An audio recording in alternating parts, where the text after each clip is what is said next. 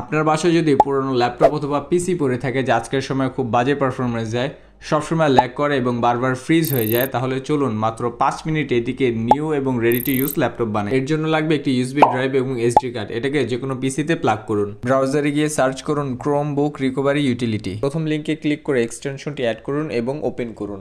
এখন gate স্টার্টে click করে select A model from a লিস্টে ক্লিক করুন। প্রথম ড্রপডাউন থেকে গুগল ক্রোম ওএস ফ্ল্যাক্স এবং দ্বিতীয় ড্রপডাউন থেকে ক্রোম ওএস ফ্ল্যাক্স সিলেক্ট করুন। দেন ইউএসবি সিলেক্ট করে কন্টিনিউ করুন। এখন ক্রোম ওএস ফ্ল্যাক্স আপনার ইউএসবিতে ফ্ল্যাশ হবে। ইউএসবি অবশ্যই খালি থাকতে হবে। ফ্ল্যাশ কমপ্লিট হলে পেন ড্রাইভটি পুরনো ল্যাপটপে প্লাগ করুন। ল্যাপটপ অন করার সাথে সাথে F12 কি প্রেস করতে থাকুন যতক্ষণ না বুট মেনু অন হয়।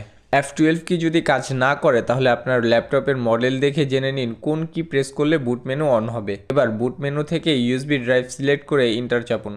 এখন ক্রোম ওএসটি আপনার ল্যাপটপে ইনস্টল হয়ে যাবে। আপনার পুরনো ল্যাপটপটি এখন নতুনের মতো ফাস্ট কাজ করবে।